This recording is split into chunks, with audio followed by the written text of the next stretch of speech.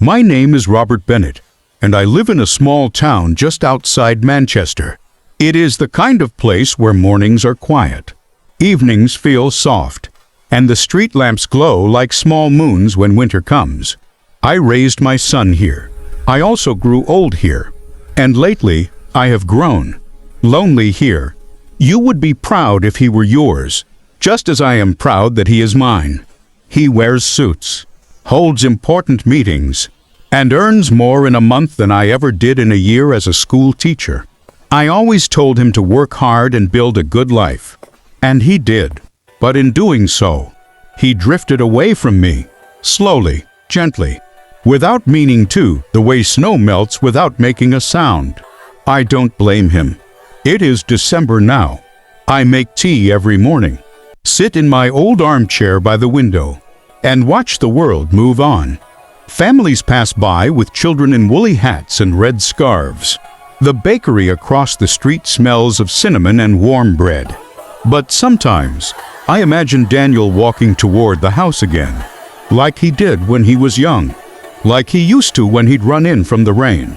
But when I blink, the street is empty again. The kettle whistles, and I am still alone. I don't like to bother him. I send him little messages from time to time. Getting colder here. Keep warm. And he replies, when he can. I'm fine. Dad, busy week. We'll call soon. Then I put the phone down. And I wait, sometimes. I open the small wooden drawer next to my bed. Inside it, there are letters I once started writing to Daniel but never posted. I don't know why I kept them. Maybe because in those letters, I could say what I could not send. I miss your voice. I am proud of the man you have become. Come home when you can. But I always stop halfway. I don't want him to feel guilty. I don't want to be a burden. So instead, I write the words and tuck it away like a secret. My oldest friend, George Miller, visits me when he can. He brings biscuits and the news of the world. One afternoon, he looked at me for a long while and finally said, Robert, you need your boy here. I smiled the way old men do when they pretend they are fine. He's busy, George. He has his life. That's what we raised him for, isn't it? George sighed. But a father's heart still hopes. He was right. My heart still hopes, quietly, stubbornly, foolishly, especially at Christmas. Because Christmas used to be our time. Just the two of us and a tree that always leaned slightly to the left no matter how many times we fixed it. Daniel would laugh, saying, Dad, your decorating skills are tragic. And I would pretend to be offended. Then we would eat too much, talk too much, and fall asleep on the sofa with the TV still on. Those were small moments, ordinary moments. But ordinary moments become precious when they're gone. This year, I have been more tired than usual. Climbing the stairs leaves me breathless. The house feels larger than before, or maybe I have simply grown smaller within it. Sometimes my hands shake when I pour tea, but I still light the little lamp in the window every evening. It is my quiet signal to the world. Someone lives here. Someone hopes here.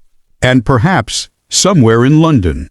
My son might look at a similar lamp and think of me. I don't tell Daniel about the tiredness. I don't tell him about the nights when sleep refuses to come. I don't want him to worry. He has enough on his plate. But George noticed. Have you told Daniel? He asked. I shook my head. He'll come when he's ready. And if he doesn't, I didn't answer. Because fathers do not speak their deepest fears out loud. A few days before Christmas, the weather turned sharper. The cold bit into the air like teeth. I wrapped a blanket over my knees and opened an old book. One I used to read to Daniel when he was a boy. My voice isn't as strong as it once was, but I still mouthed the words silently. And I wondered, does he remember? Does he remember the nights I sat beside his bed when he was ill? The mornings I packed his lunch? The way I would cheer, far too loudly, at his football matches? Or am I now just a voice at the end of the phone? Just a message on a screen. Just background. Then something happened. George called me that afternoon. "I spoke to your boy," he said. My heart stumbled in my chest. "Oh, how is he?" He sounded worried. I swallowed. "I hope I haven't caused trouble." George chuckled gently. "No, Robert. Sometimes sons just need reminding that fathers don't last forever." I went quiet, because those words echoed in places inside me that I usually keep locked. I do not fear death. I fear leaving quietly, before my son truly comes home. That evening, I made tea again. My hands shook slightly as I carried the cup to my chair. Outside, the first flakes of snow had begun to fall, soft, slow, careful. They lay across the street like white feathers. I turned on the lamp in the window. I do it every night. But that night, it felt like a prayer. "Let him be safe," I whispered. "Let him be happy. And if it is your will, let me see my boy again at Christmas." I don't know if anyone hears old men's prayers, but I still say them. I think, no, I hope, that Daniel still loves me. Love does not disappear just because life becomes busy. It only gets quiet, like a river under ice. And yet, every father knows this truth. We do not want our sons to carry guilt. We only want them to carry memories. Good ones, warm ones, Christmas ones. So if Daniel ever reads these words, or hears this old voice in his head, I would want him to know, "Son, the door is still open. It has never been closed. Not for a single day. And if, by God's grace, I hear a knock on that door again, I will stand, no matter how weak my legs have become. I will open it with shaking hands and a full heart, and I will say the words I have held inside for years. Welcome home, Daniel. Until then, I will wait, as fathers do, as I have always done, with love and a lamp in the window." I don't know whether it was faith, coincidence, or simply the stubborn hope of an old man, but the very next morning after I had whispered my little Christmas prayer, the world felt different, not louder, not brighter, just expectant, like the air before the first snowfall. I went about my usual routine. I boiled the kettle, buttered a slice of toast, and sat by the window with my tea cupped in both hands. The lamp, which I usually light in the evening, still sat there on the sill like a faithful companion. Across the road, the bakery opened its doors and the scent of warm bread drifted through the cold. It was an ordinary morning, until it wasn't. Later that afternoon, the snow began to fall properly, thick white flakes this time, steady and certain. They softened the edges of the world, covering roofs, hedges, and cars in a clean white blanket. My little street grew quieter, as though sound itself respected the snowfall. I wrapped a scarf around my neck and stepped outside to clear the path. My hands trembled more than usual as I held the shovel, but I didn't want the neighbors slipping. That's when I heard it, the distant rumble of a bus stopping at the end of the road. Footsteps crunching through snow, a figure appearing slowly through the white. I squinted. At first I thought my memory was playing tricks on me, the mind of an old man, filling in favorites from the past. But the closer the figure came, the clearer he became. Tall, dark coat, suitcase in hand, and a familiar way of walking, slightly hurried, slightly cautious, as though the world might disappear if he didn't reach it in time. It was my son. It was Daniel. For a moment, I forgot to breathe. He stopped at the gate. Snow had settled in his hair and on his shoulders. His eyes searched the house like someone waking from a long dream, as though he needed to remind himself that this place was real. Our eyes met, and time, that stubborn river, simply stopped flowing. "Hi, Dad." Two small words, but they carried years inside them. Missed calls, unsent letters, quiet evenings, silent hopes. I tried to answer, but my throat closed.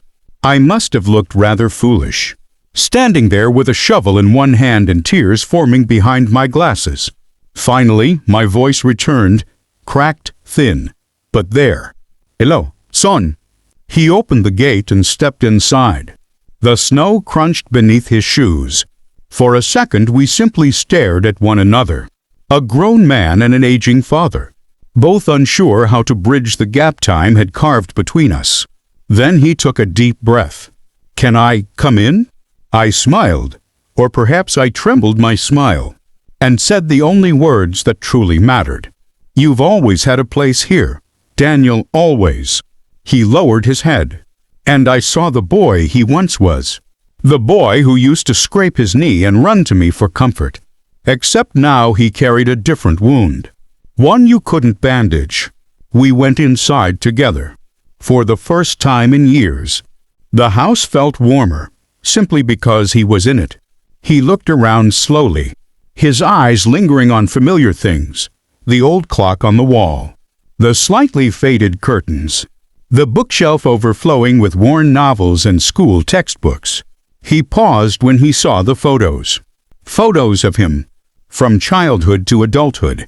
Photos I had never taken down. "You kept these?" he asked softly. "Of course," I replied. "A father keeps his treasures close." His jaw tightened, and he looked away. I put the kettle on, because that is what British people do when emotions begin to show. We made tea, with the same routine we had once shared daily. 2 sugars for him, none for me. Except this time, he insisted on carrying the cups to the living room, as though he needed to do something for me. As though he knew, without me telling him, that I got tired more easily now. We sat opposite one another. The silence between us wasn't empty. It was full of everything we hadn't said. "So," I began gently, "how's London treating you?" He gave a short laugh. "Busy, loud, fast." "And you?" I asked. He paused. "Tired." That one word said more than any long speech could. Then came the truth, slow, careful, piece by piece. He told me about work, the pressure, the deadlines, the constant feeling that if he stopped for a moment, he would fall behind and the world would move on without him. He told me how every day was loud, emails, meetings, phone calls, yet somehow incredibly lonely. "I kept meaning to call," he said, staring at his hands. "But there was always something. Another meeting. Another late night." I told myself you understood. "I did," I said quietly.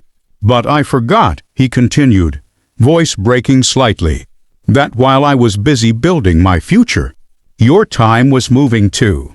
I reached across the table and placed my hand over his. My hand was old, thin, mapped with blue veins. His was strong, warm, and trembling. "Son," I said, "I never wanted you to feel guilty for living your life." He swallowed. "But I do." We said nothing for a while. Outside, the snow kept falling, patient, calm, gentle. Inside, the fire crackled in the hearth, throwing little shadows across the room. Finally, he asked the question I had known was coming. "Dad, are you ill?" I didn't want to lie. I didn't want to frighten him either. "I'm just older," I said with a small smile. "Some days are harder than others. But I'm still here, still stubborn." He looked straight into my eyes then, as though trying to see the truth behind the words. And I let him. I let him see the tiredness, the frailty, and the love. "I should have come sooner," he whispered. I squeezed his hand. "You came now. That's enough." Later, he insisted on cooking dinner, though his idea of cooking turned out to be pasta and jarred sauce. We laughed about it. Real laughter. The kind that shakes the dust off the heart. We talked for hours about small things, big things, long-forgotten stories. He reminded me of the time I tried to fix the shed roof and fell into the compost heap. I reminded him of the time he set the toaster on fire, because he wanted to see if crumpets would toast faster. At the highest setting, we both forgot, for a while, that there had ever been distance between us. Eventually, he looked at the small lamp glowing in the window. "You still light it every night," he said. "Yes." "Why?" I took a breath. "Because one day, I hoped you might follow the light home." His eyes filled, though he tried to blink it away. "That lamp was for me." "For you," I nodded. "Always for you." He stood up, walked over to the window, and touched the lamp gently, the way one might touch a sacred object. When he turned back to me, a tear had escaped down his cheek. "I thought I'd lost you," he whispered. I shook my head. "You can't lose a father that easily." That night, he didn't go to a hotel. He slept in his old room, the one with the faded wallpaper and the squeaky bed. I passed by his door before going to sleep and paused for a moment, just listening. There is a strange, indescribable peace in knowing your child is safe under your roof again. I slept better than I had in years. The next morning was Christmas Eve. We decorated the tree together, slowly, clumsily, like two beginners learning an old dance. The same crooked angel sat on top, leaning slightly to one side as always. "Your decorating skills are still tragic, Dad," he joked. I pretended to be offended, because some traditions are worth keeping. We went for a short walk through the snowy streets. He offered me his arm when the path got slippery, and I took it, not because I couldn't manage, but because I wanted to feel, just for a moment, what it was like to be supported by the very life I had once carried in my own arms. We spoke about his future. We spoke about my past. And somewhere in that conversation, we found the present again. That evening, we sat by the fire with hot chocolate, his with marshmallows, mine without. The lights of the Christmas tree glowed softly. Outside, the world was quiet except for the gentle hush of falling snow. "Dad," he said suddenly, "can I ask you something?" "Of course." "What was the hardest part?" "When I stopped coming as much." I thought carefully. "The silence," I said. "Not the distance. Just the silence." He nodded slowly. "And the best part of me being here now?" I smiled. "This." He frowned slightly. "This?" "Just sitting with you," I said. "No rush, no clock. Just us." He leaned back, took a deep breath, and for the first time since he arrived, I saw peace on his face. Real peace. Before we went to bed, he helped me up the stairs. I protested, of course. Old men always protest. But I secretly felt grateful. At my bedroom door, he hesitated. "Dad." "Yes, son. I love you." 3 simple words. But they filled the whole house.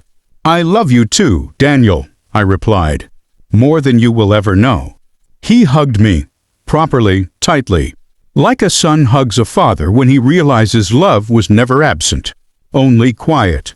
And I held on, for a little longer than usual, because I knew none of us are promised unlimited Christmases. None of us are promised unlimited time. But we are given moments. And this one was holy. As I write this now, Christmas morning waits just beyond the night. My son is asleep in the next room. The lamp still glows in the window, not as a prayer anymore, but as a thank you. A thank you that he found his way home. And though life will move forward, and he will return to London, and I will return to my quiet routines, something has changed. Something important. We have found each other again. And sometimes, that is all a father needs. Christmas morning arrived the way winter mornings always do, gently. No loud announcements. No grand speeches. Just a pale silver light slipping quietly through the curtains, landing softly on the carpet, the walls, and the photographs that tell the story of a life. But this Christmas morning was different, because my son was home. I woke earlier than usual. Old habits, I suppose. For a moment, as I lay there, I thought perhaps I had dreamt everything. The knock on the door, The long conversations, the laughter by the fire. Then I heard it. A quiet sound. Someone moving in the kitchen. And I smiled. I put on my slippers and slowly made my way downstairs. There he was, Daniel, standing at the counter in his pajamas, concentrating very hard on the toaster like it was a complicated machine. "Good morning, son," I said. He jumped a little, then laughed. "Morning, Dad, stay back. I'm trying to make breakfast without setting anything on fire. History suggests that may be difficult," I replied. And just like that, we were laughing again. He handed me a mug of tea. Not perfect, a little too strong, but I drank it anyway, because it had been made by my son, in my kitchen on Christmas morning.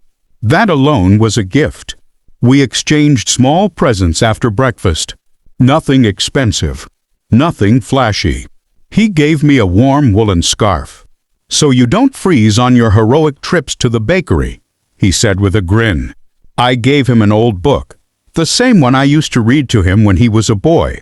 I'd kept it safe all these years. He held it gently, almost reverently. "You still have this?"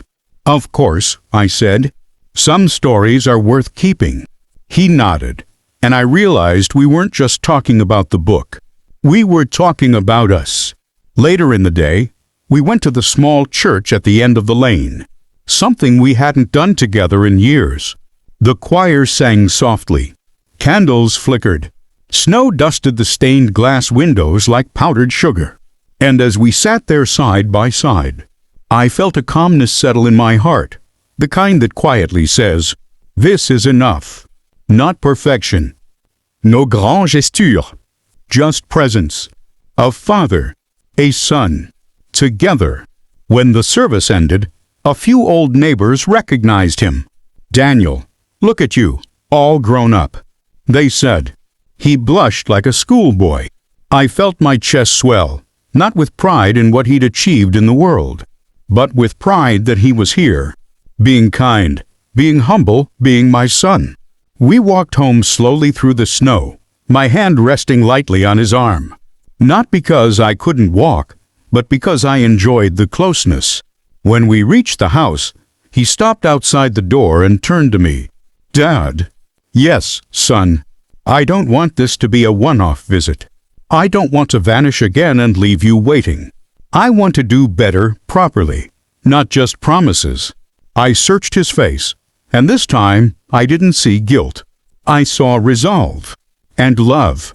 "You already have," I said softly. "You came home." He shook his head gently. "No, Dad, this time. I plan to stay a while. Work from here when I can. Visit every month. Call every week. I want time with you. Real time. Before life races on again."